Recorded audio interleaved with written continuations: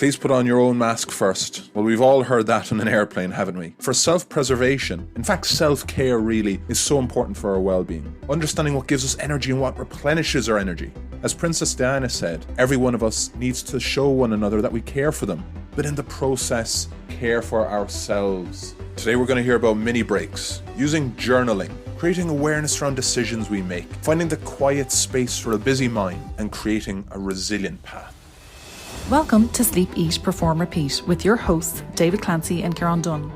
This is a podcast about high performance. What we are striving to achieve is to figure out what makes high-performing individuals tick, why they do what they do, and why they are successful. Enjoy a journey of stories, lessons, and learnings.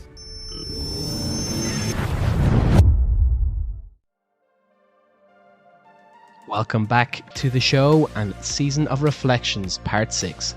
Today we're looking at the topic of self-care. We're looking at how to overcome moments of adversity and the practical tools the very best use to maximise what we like to call their performance well-being.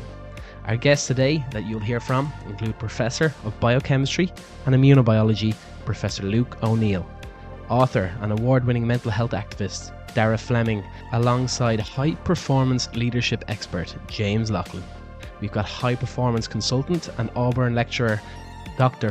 Dyke, as well as Bundesliga yoga teacher, Brad Franco, and finally, former Special Olympics CEO and Comic Relief Program Director, Michelle Carney.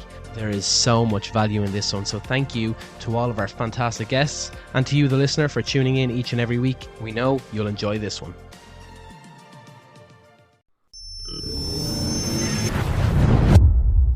So thinking to your day to day, you're a very busy man, as we mentioned at the start. A lot of cognitive load across the day in the lab, looking at these, being on these calls. What do you do to unwind, maybe briefly, where you can't get away for an hour session on the guitar or a 30-minute session on the guitar? You're in the nerve center here, by the way. This is my office, so this is me. I'm here every day doing all this sort of stuff. Oh, you got to get out and go for a walk occasionally. If I feel a bit tired, or I'm thinking I'm not really making much progress here, I'll go down onto Pierce Street. There's a nice coffee shop. Get me fixed, back up again. That kind of thing. Or I might go and chat to a fellow scientist for a cup of coffee and have it. That can be very rejuvenating as well. But you're right, though. You need to take regular breaks because otherwise you just get bogged down a bit. And then and then turning off. It's very important to completely. I'm a great fan of doing nothing sometimes. Now, what doing nothing actually means is nothing with a purpose. We're so driven by purpose, aren't we, in our lives? I've got to tick off this list. I've got to have that meeting with that person. I've got to write that thing for the book or whatever. That's not what I'm talking about. I'm talking about stuff that maybe watch a movie or read a book or stuff that isn't actually purposeful. It's really important. And actually, I guess as you both would know, that allows the brain to settle a bit.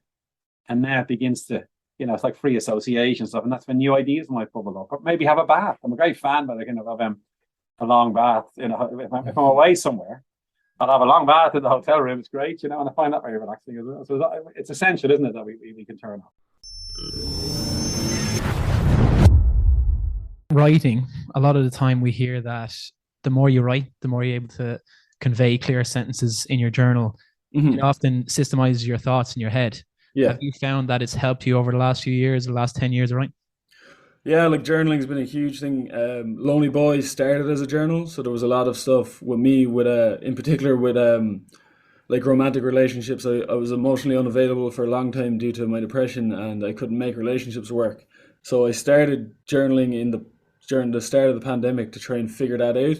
And as you write, you kind of, because it allows you to formulate your thoughts and it's very definite structure, you can kind of unlock different realizations that you can't, or it's more difficult to unlock if you're just thinking, because your thoughts can be all over the place. But if it's structured, you're like, I feel this way, this happened, then the relationship fell apart, and then you're like, why did it fall apart? So it gives you a kind of a structured space to really just be objective of what's going wrong, what's going right, and that allows you to, get to a more clear realization. Whereas if you don't write, obviously talking helps. If you're talking to a therapist, that helps. But if you're on your own and you're trying to work through stuff, thinking alone, because there's so much biases and there's going to be a lot of stuff that you don't want to address or you don't want to admit, you'll tend to have blind spots for stuff you could work on. And I think writing allows you to see those blind spots easier. With regards to some of the pieces that you've put out, Daragh, over the last, Fire Prevention Day, just, do you understand your impact? And there's so many there. And again, just the consistency of sticking with it is really a testament to you. Are there any pieces that, you wrote down and you were kind of really, proud about it, or you would have evoked emotion, or someone said, I really got a lot from that, or that really helped me? What's that like, that whole maybe response for you and for someone maybe reading a piece like we did? Yeah, it's interesting because I'm really bad at predicting which posts will do well, because often enough the ones that I'm like, this isn't great, tends to resonate way more with people. Yeah, so it's really, and then there'll be ones that I'm like, this is brilliant, and I'll just be like, they're not the ones. But there's one in particular I wrote, I think it was like 2 or 3 years ago, called "This Is What Anxiety Feels Like," and I basically tried to articulate in a very kind of digestible way, like what anxiety feels like when you're feeling it. And the response to that was just a lot of people being like, you've put into words what I've struggled to like put into words for my whole life, because people find it difficult to like, because emotions are so like complex and convoluted, it's really difficult to like articulate what exactly they feel like. So with that post in particular, it felt really nice for me, one, to be able to, this is what anxiety feels like, and now I know, so whenever I feel like this, that means I'm getting anxious. And then it also helped other people to be like, that's how I feel, I'm anxious, or I'm feeling anxiety. And I never, sometimes like it comes up where I'll talk about something like anxiety, and then like one of my friends will be like, oh, I felt like that, I just thought that was like how you're like just how you feel, like how I always feel. And I'm like, no, that's anxiety is what you're experiencing. Like, and I think that helps people, and that's the most satisfying thing about the blog, is when it resonates with people and people can take something away, and you get a message or DM that someone's just like, this really helped me today and I needed to read this today. And like, again, it's impossible to predict, or maybe you can predict it, but I'm terrible at predicting it. Personally, I have no idea which ones are going to hit.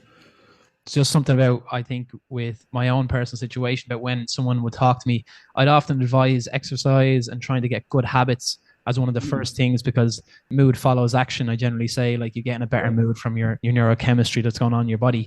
With yourself, your story, you were going to the gym, you were probably overdoing it. You probably felt you were over focused on certain things like that. Mm-hmm. Have I missed a little bit there when I'm talking to people, or what would you recommend for people who may be trying that avenue? I don't think you can overdo it, but I think it depends on the intention behind the action. So like for me, when I was depressed, the reason I was working out so often is because I was trying to run away from the emotion and mask it with like the endorphins and serotonin you get from exercise. But if you use it as like a tool, like, so for example, if I'm like have low mood on a day, then I know I can go for a run and I know that'll give me a little bit of a boost. Yeah. So that isn't me running away from the emotion, that's me addressing the emotion. Whereas in college, I was very much just like, there's a lot of dark stuff under the water that I don't want to address, so I'm just going to do everything I can to ignore it, and that's why I was being overproductive. So I don't think there's absolutely no misstep in telling people to act so that their mind will become a more like habitable place. But the intention behind the action, I think, is really important. Yeah, instead of distraction, think addressing. That's excellent, yeah. Not quite like what Draymond Green did. No, but, if you see basketball. Be sound and drink water. Yeah. Love it. And you're drinking water, as are we, and we understand be sound. Maybe the Americans don't understand what that means. What's that about, Daragh? What's be sound and drink water mean? Be sound, I think, okay, so a few years ago we had this kind of obnoxious hashtag be kind. And then what happened as a result of that is a lot of the be kind people on the internet were the most nasty people.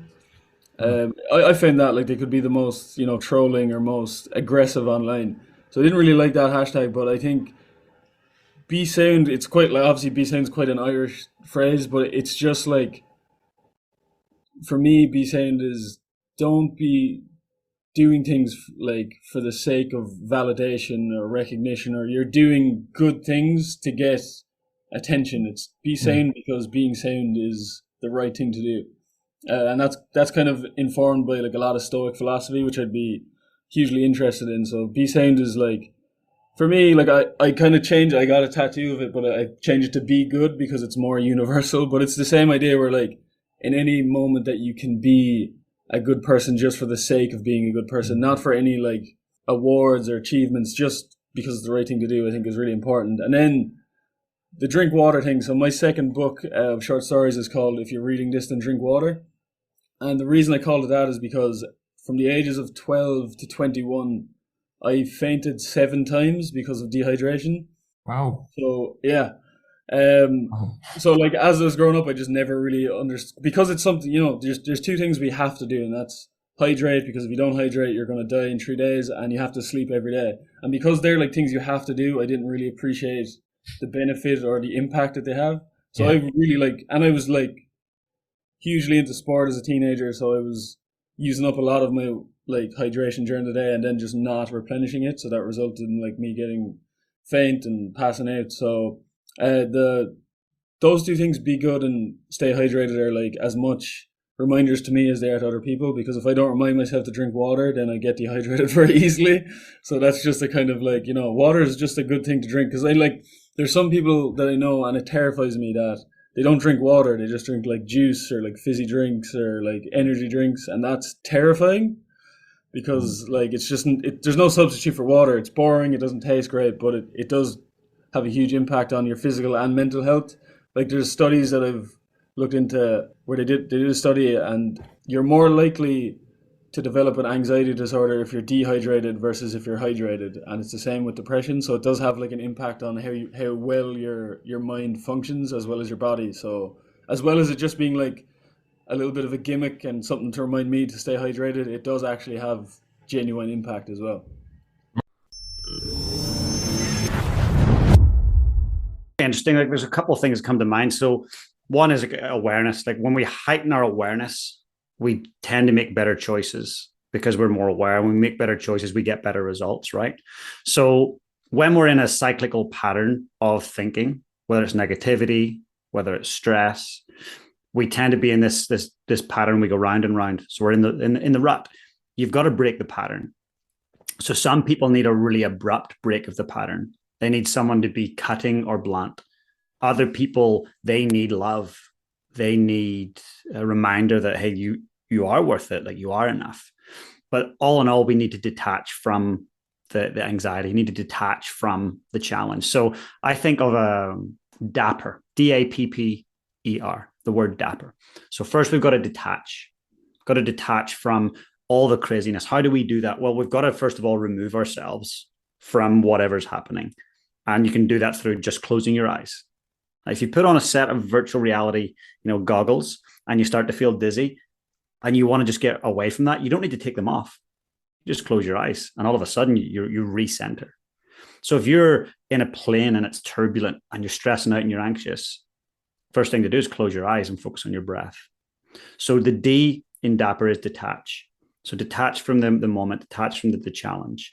I do it personally through meditation. I do that through journaling. And I do that through having someone help me see my blind spots. So whether that's a mentor or whether that's a coach, whether that's a leader, someone in your family, but someone who loves you and trusts you and actually wants the best for you are the best kind of people to see your blind spots. So that's D, detach. A then is, awareness. So now that you've detached, you can heighten your awareness. So how can I look at my situation differently? And what's the assessment? Make an assessment. You could do this on a rugby field. So this Dapper approach was taught to me by my mentor, who helped create the red and the blue mindset that the All Blacks use. So he came up with that approach. And this Dapper approach is what he would use in his life and also on the field. So A is assess. So assess in the moment what's truly going on here. So for example, we talked about the earthquakes. I simply got a page out and went, Canada or New Zealand? What are we going to do? So my former partner, Lisa, she was from Canada. We flew back to Canada for 6 weeks, got a page out, pros, cons, Canada, New Zealand. Simply, we detached by flying away from the earthquakes and the aftershocks. We assessed by getting it on a page. And I always say, when you're stuck in your head, you're dead. Get out of your head and get onto the page. Or at least get out of your head and get into your heart. So DAP, prioritize. So many of us have multiple priorities, but actually when you're trying to get out of a rut, you need to figure out what your number one priority is. And I always say you've got a number one personal and a number one professional priority, and they're generally moving alongside each other. But once you've got 2, 3 or more, you've just got a to-do list. And that's not a priority at all. So prioritize, okay, I've detached, I've assessed, I've now got my priority, right? Then the next P is plan. Okay, what's my plan? This plan does not need to be a business plan that you're submitting to the bank.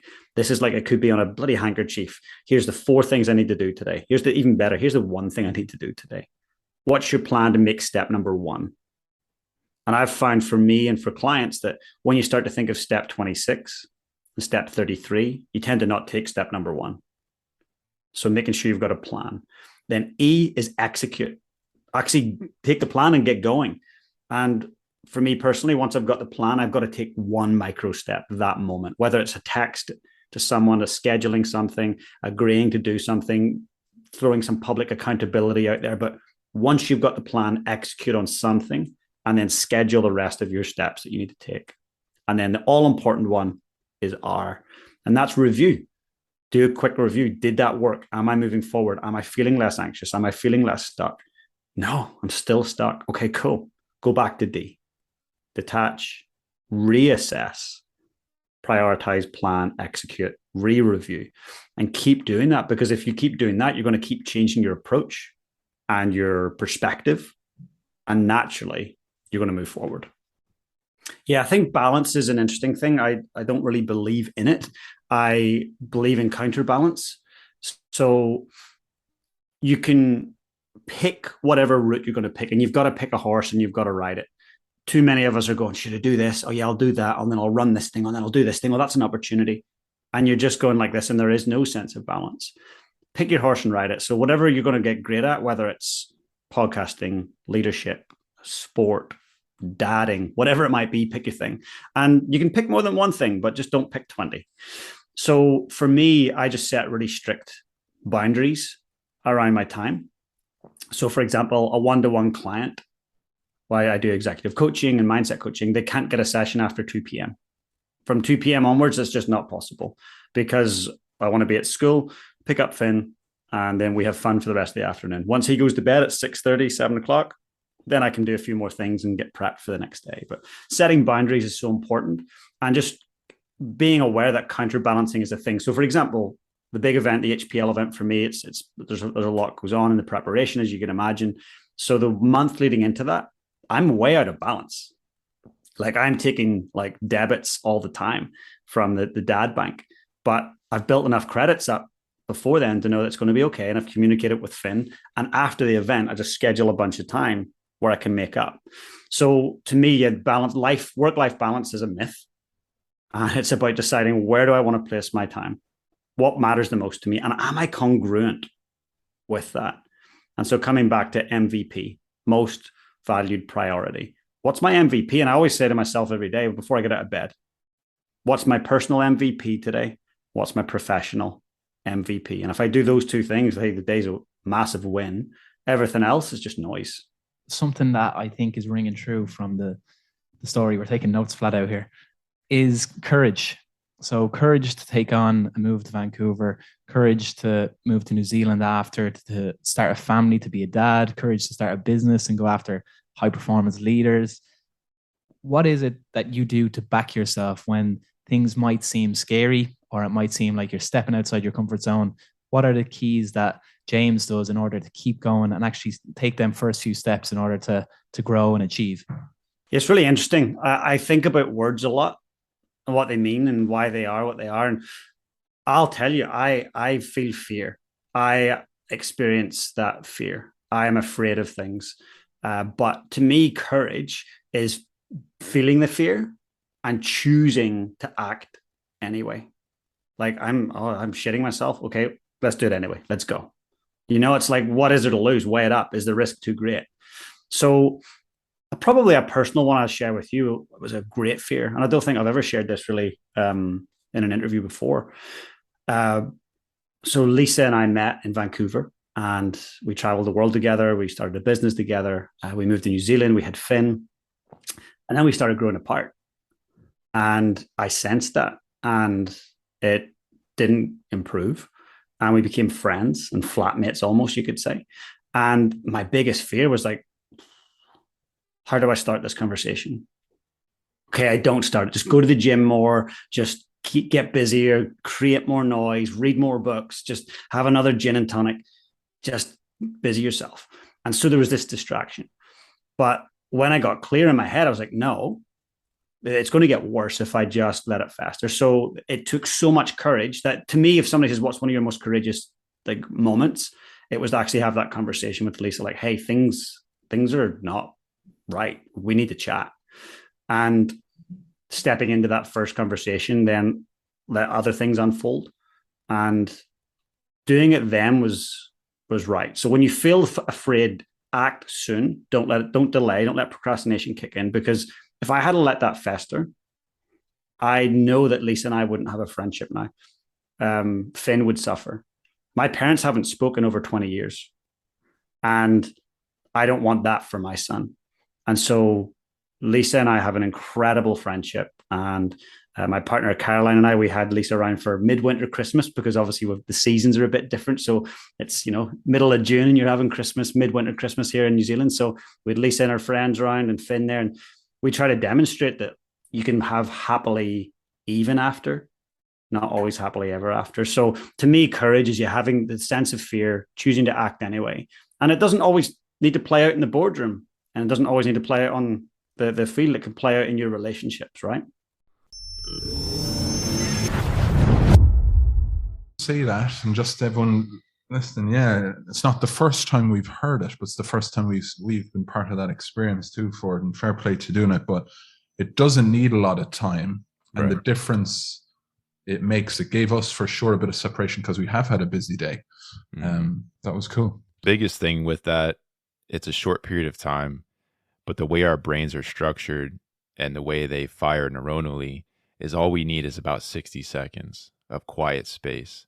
When our eyes are closed and we're focusing on our respiration, our brains and our hearts get into coherency. And once that coherency takes place, we allow that stress, that pressure, that sense of go, go, go to kind of melt away. And it brings us back to the present moment. I talked about pay attention to your vessel, right? Because our environment is one thing, but our vessel is another thing. We always have our bodies with us. We can't separate that. And we always have our minds with us. But our minds, they're kind of funny. They think a lot about the future and they reminisce a lot about the past. Rarely do they actually process information within the moment. But we can train our brains and we can educate ourselves and condition ourselves to be more in the moment, to be better performers when pressure situations are on. That's the value of the practice. It resonates and echoes. Our recent guest works with World Rugby. He's in Chile at the moment, Craig White. And he mentioned, when we asked him what's success, he said when his body is telling him, because his body is always in the present. So That's when right. his body's, and it was made more profound probably there by doing that. Understand now, yeah. Like I was thinking about, how am I getting home? What's on the agenda for this evening? What do I have to do coming into this? And even though I tried to quiet that noise, it was probably still there. Probably wasn't fully here as much as I wanted to be. Probably am much more now. And in that practice, I wasn't even guiding you guys through come back to the breath, come back to the anchor. I was just allowing that space for you to start to notice, like you said, there's a lot of busy talk upstairs. But that's the point about calibration. I don't meet people and say, okay, let's have a 25-minute meditation session where you just sit there quietly. People can't do it. It's too far of a gap, especially in the States, when things are moving at hyperspeed. We can't sit for 5 minutes, let alone for 15. I don't even think we can sit for 2.5 or 3 minutes, which is why I call it 60 seconds of space. Let's just sit for 1 minute. 1 minute, one revolution of the clock. Come on. If we can't do that, we're in trouble. The next question springs off that, and it springs off your one word answer, practice.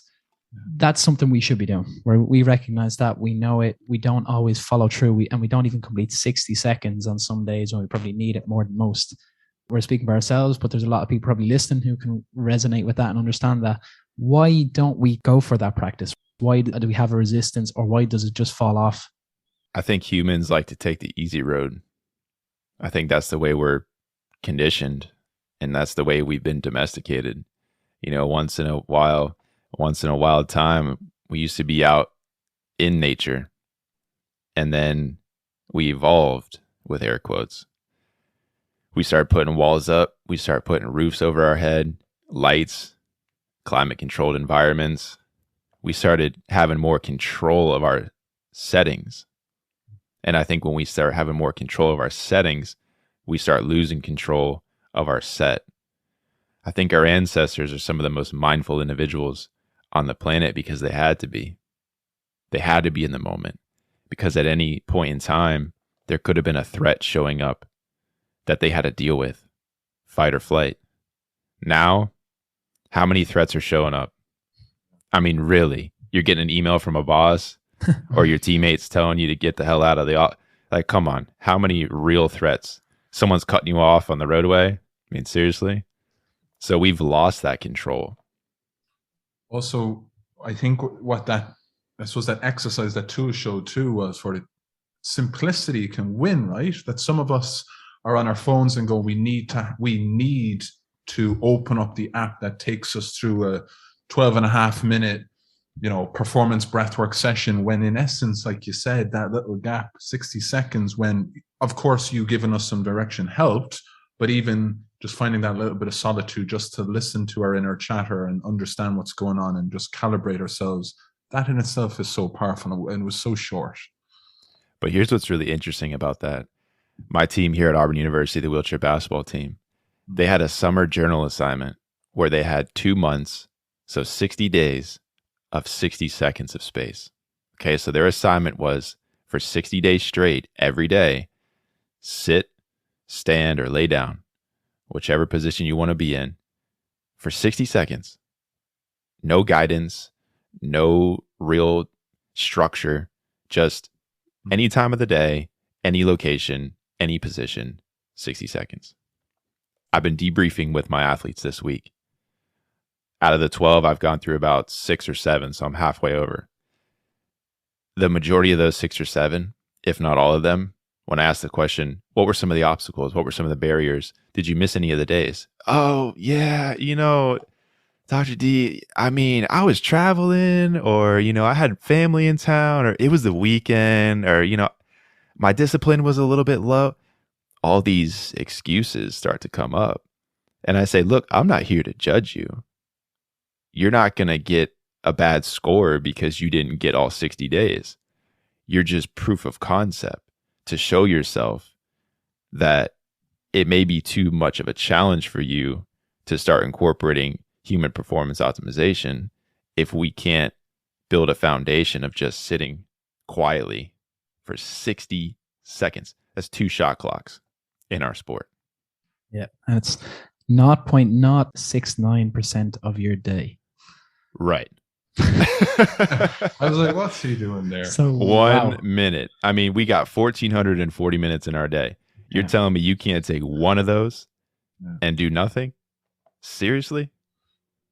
What are the other things you do for? Because you obviously have a very good understanding level of experience behind you, having lived in different places and now obviously teaching, educating online, and also people there on the ground. What other things do you do in your day to help give yourself, I suppose, the best baseline, best level of foundation, but also that ability then to be able to sustain it for the long term? Yeah, that's a great question. I was thinking about you guys last night because I knew I had the early episode. It was my 8 a.m. And to answer your question, I take my morning routines very seriously. My alarm goes off at about 6:30, 6:45. From there, I start easing myself into the day. I start with a walk, just no phone, no headphones, just myself, a walk around the neighborhood to start to see where my mind is. Where's my body? Where am I in space? How am I feeling after my night of rest? And then from there, I come back and I do a little stretch routine. I get my smoothie in, I take my shower, and then I ease my way into, okay, what is my workday looking like? What's on the agenda? What's on the docket? All the while just maintaining that present moment awareness, just staying within flow, not worry too much about what's happening at 4 p.m., focusing on what's happening now. Throughout the day, making sure that I'm getting some movement in, walking outside, take a networking call, step out back, watch some of the golfers, which is pretty nice living on the golf course.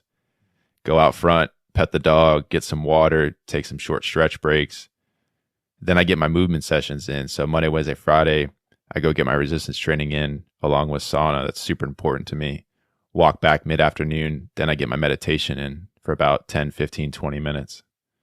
Tuesday, Thursdays, I've got my same routine, but now I incorporate Pilates, which has been really helpful for me as an athlete in transition.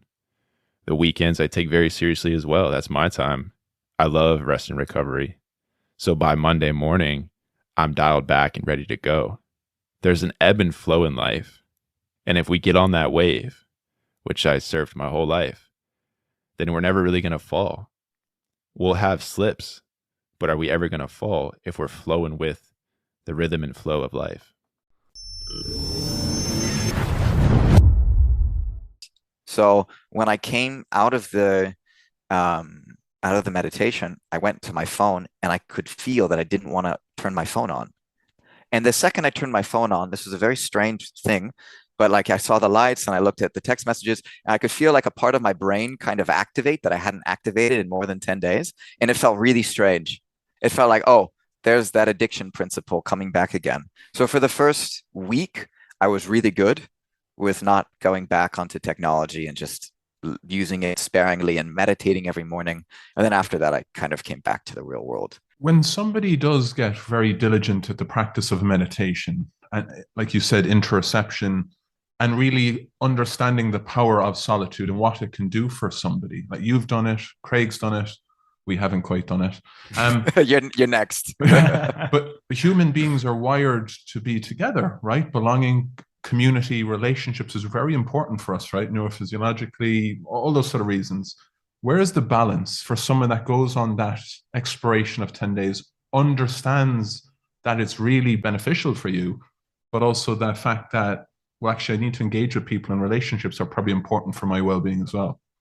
I think it's really important to learn how to integrate meditation into your relationships, into your daily life. If that makes maybe a little bit deep, but how can you kind of be in a meditative flow state when you're with people?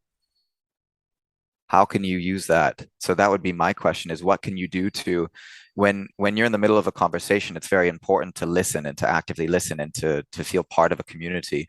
But sometimes you also can check in with yourself, with your body and with your mind and go, am I present here or am I thinking about my job that I have to do in 5 minutes that's stressing out? How can you find your way back to presence? And I think that's actually the meditation. That's the piece. I think finding solitude is important for everyone. If you live in a society where the society is built upon the help of others, like this flat, or the way that you have the microphones that were built from a company, right? These things are not going to be because someone's in solitude. They're going to be because we have to work together as a group with people. So I think you should meditate in solitude, sure. Maybe take your time to go to a little retreat, whether it's 3 weeks or even really crazy. There's 60 days of silence or something.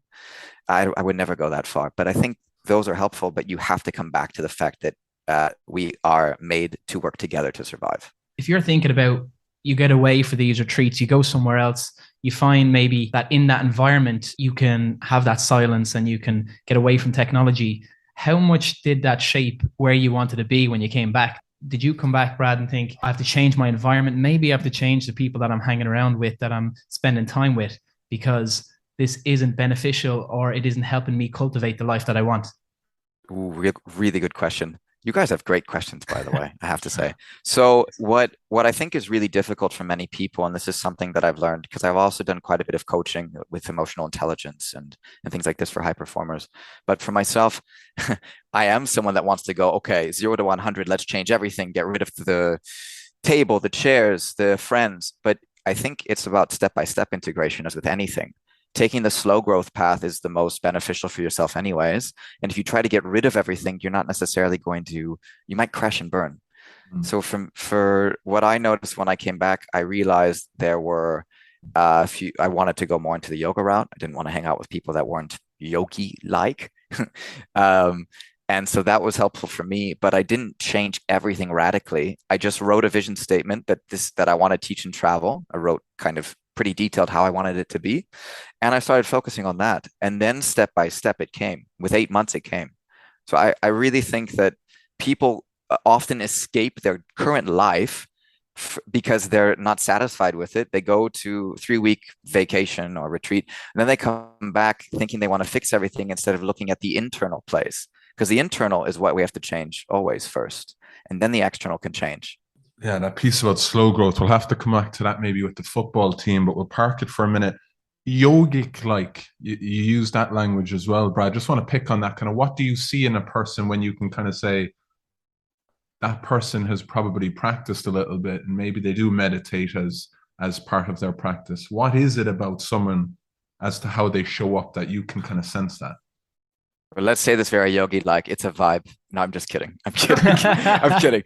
It's I think we can pick up on the way people are, right? We can pick up on their energy, but it's not always going to be fully accurate. But I think with I wanted to connect with a lot of people that knew, to be honest, a lot about yoga. And I wanted to connect with people that seemed to have this understanding of self-reflection, a bit of a meditation practice, because I was learning this. However, what I've noticed over the years, you only know less. There's so much you don't know. So what I've noticed is I've seen people that are business executives that don't meditate, and they look more yoga-like than the yoga teacher that I met at the studio the day before, because they're so focused on taking care of themselves, whether it's their routines, whether it's focusing, okay, I need a break to take care of my emotional well-being. So looking back, I focus on the actual yoga piece. Looking forward now, I look on the piece on how well connected someone is to themselves.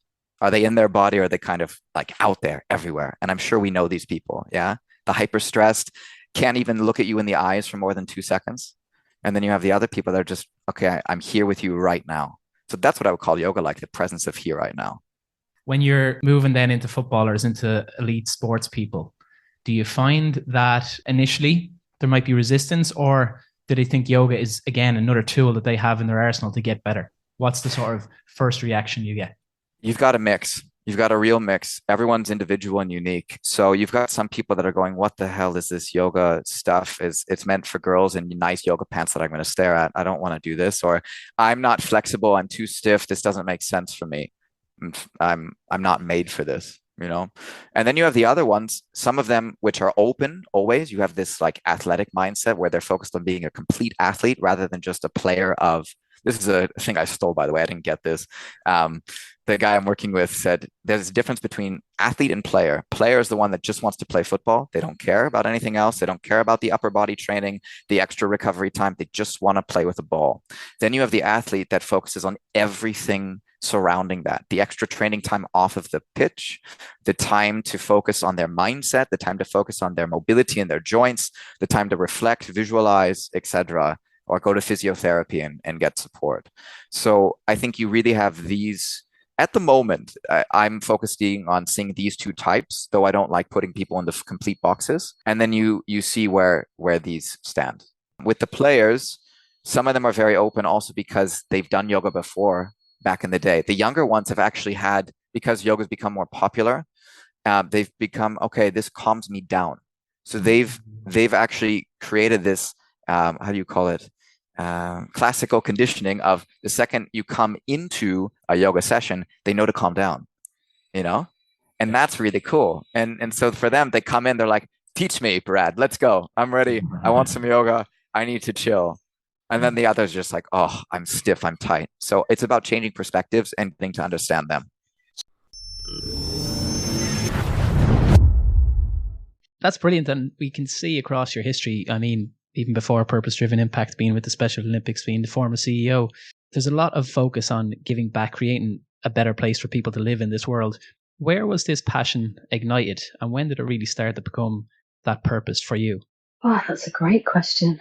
I think I've always been driven to help or do good. And now I don't know where that came from as a youngster, but I only realised as I've gone through different roles, and if you look at my career history, it's a non-traditional route through. I've had some peaks and troughs, and I've gone from being a CEO then to losing everything and going back and working behind a bar and working my way back up again, and then falling off and then working my way back up again. And through a few roles, that were, high profile, one big cricket club that I worked with, I was like, actually, this doesn't light my fire. Doing a job that doesn't make a difference to people's lives just doesn't do anything for me. And, it's people have different motivations, don't they? But for me, I just saw the opportunities that I didn't have as a young person. I grew up of Irish parents in Manchester. We didn't have a lot of money. I went to school in Hume Moss Side. What we did have was a great community around us. I'd never seen anybody working in a corporate sector. I didn't know what that was, and I didn't have any role models that showed me the way. I just bumbled along and found my way through. And, I was desperate to play football and sport, and nobody could tell me where to go. I ended up, as I grew up next to Man United football ground, a complete red nut. And when Sir Alex Ferguson took over, I wrote him a letter and said, can you tell me where I can play football? And fair dues to him. And I told him last year when I met him. I said, he wrote back to me, gave me a number, and I started to play for Man United ladies. So, yeah, I didn't want anybody else to struggle as much as I did, just for the right opportunities based on where you live, who your parents are, what opportunities are presented to you. And I think we're all capable of amazing things. And for me, I genuinely get no greater joy than, lighting a spark or, working with, I love working with young people to go, actually, you can do this, and just giving that helping hand and just pointing in a different direction. And, I scrapped my way through, but I don't think it should be that hard. And yeah, I think that's my drive is, the opportunities that I didn't have as a young person. I kind of want to pave the way to make it easier. So, the most brilliant people, I used to use this analogy in sport, the best cricket player in the world might well live in Stretford in Manchester, where I grew up. But if they've never had the opportunity to play cricket, how do they know? If you don't give people an opportunity. And then that cricket player, if they are playing in a club, but the club is not part of a pathway, so the club, they're the best player in the club, but actually they could play at international level. If there isn't a pathway or somebody helping them on the way, you'll just never unlock that potential. And I just think we've all got the potential to do amazing things, and just with a bit of belief and just pointing in the right direction. I call them angels, Every so often we meet people in life who just point us in a different direction. You go, oh, okay, yeah, I'll do that. What's bubbling through here is so much kind of intrinsic motivation, Michelle, right? It's stuff that lights your fire. And there was a lovely piece there on LinkedIn you wrote, kind of capturing around International Women's Day, and you were talking about opportunity is everything. And then you kind of finished the paragraph with making sure wonderful things happen. So how do you make sure, or how do you try that in every day? You really are trying to create that joy, that spark, that wonder, that positivity, that energy, because it radiates through you. But how can you keep on giving that message to others each day? What does the day today look like for you? Do you know what? I did it this morning on my way in on the tube, which is a soulless place. It can be.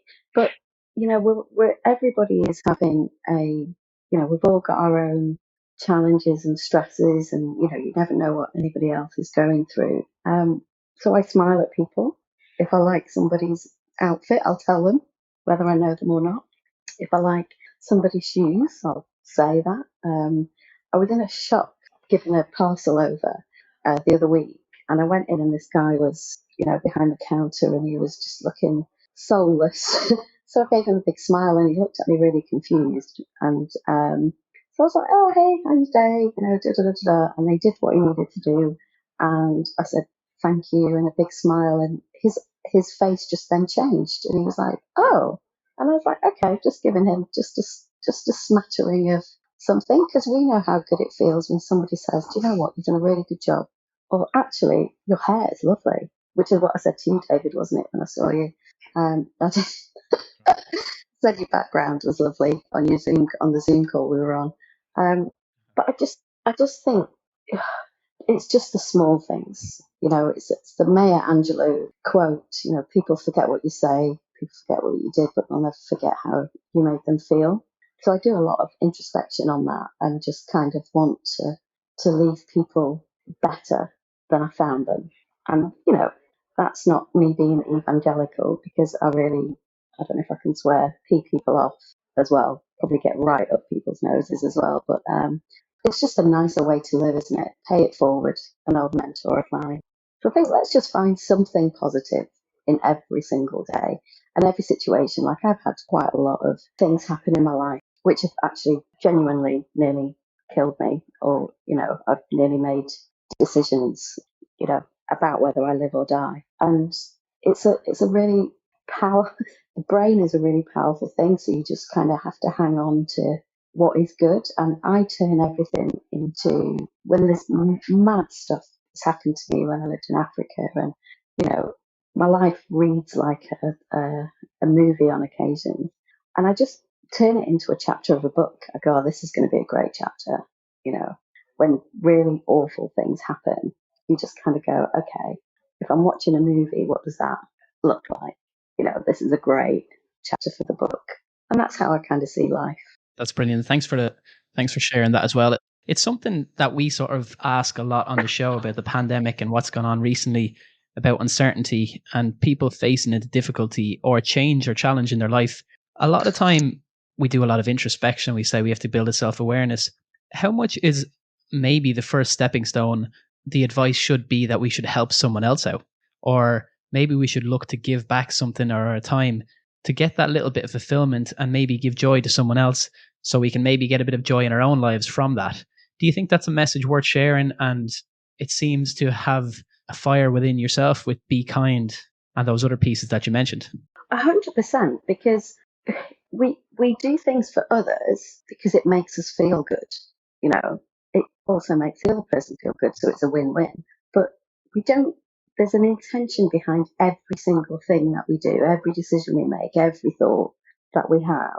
So, there's always a payback, and I'm very honest about charity donations as well. I'm like, I will wait on a night of TV for an opportunity to enter a competition.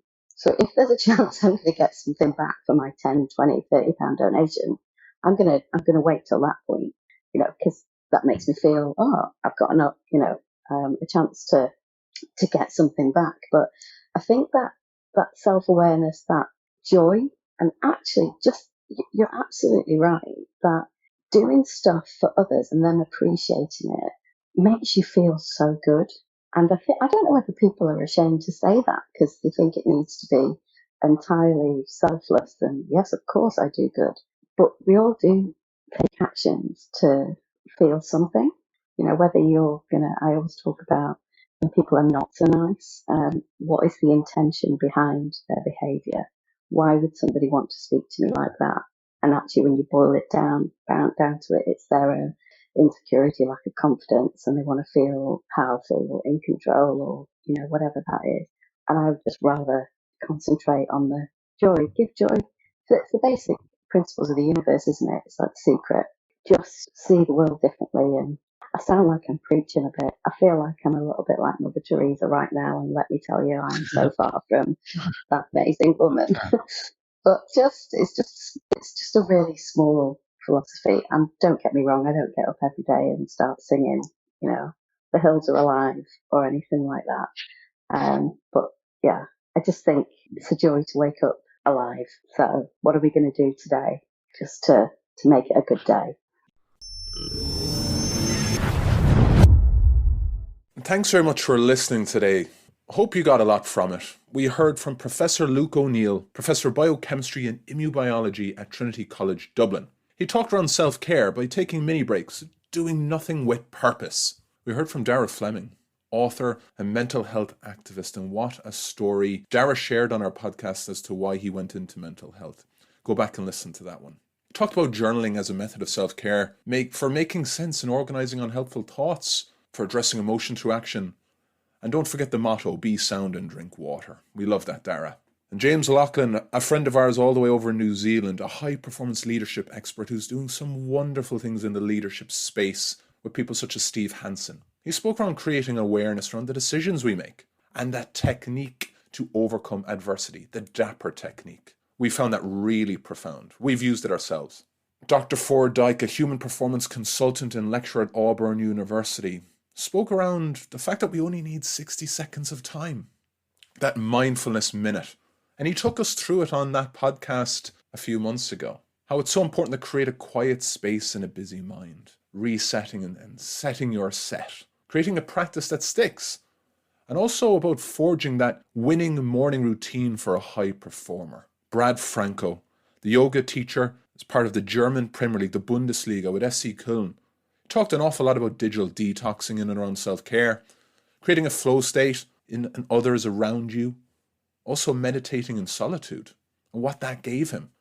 Let's not forget about taking that slow growth path to success, but very much leaning into being present, being all there, grounded where your feet are. And then Michelle Carney, the Comic Relief Program Director and former CEO of Special Olympics. She unpacked the fact of how we can be resilient through the peaks and troughs of life, through the challenges we face, about creating equal opportunities for everyone. This really led into a lot of talk around inclusion and diversity and equity. If you're into that, listen to that episode with Michelle. She spoke about showing positivity and kindness to help others. That EQ, that caring and kindness that is so important. And giving back and supporting others. Hope you got a lot from today. Loads of interesting lessons.